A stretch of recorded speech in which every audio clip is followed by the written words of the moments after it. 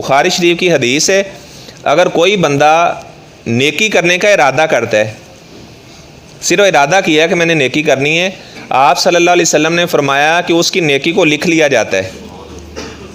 اگر وہ اسے نیکی کو کر لیتا ہے تو فرمایا کہ اللہ تعالیٰ ایک نیکی کرنے کے بدلے اس کی 700 نیکیاں اللہ لکھ دیتے ہیں۔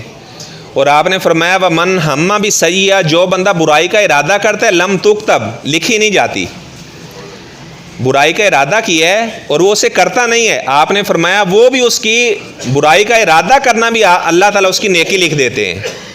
اس نے برائی کا ارادہ کیا تھا لیکن اسے چھوڑ دیتے ہیں تو اس کا یہ ارادہ کرنا بھی اللہ نیکی لکھ دیتے ہیں۔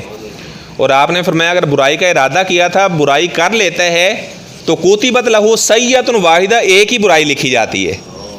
جو نیکی کی ہے تو 700 گنا تک اللہ نے اجر دیا ہے، برائی اگر ارادہ کر لیا ہے کی نہیں ہے اس کو بھی اللہ نے نیکی بنا دی ہے، اور اگر برائی کر لیتا ہے تو برائی ایک ہی لکھی جاتی ہے۔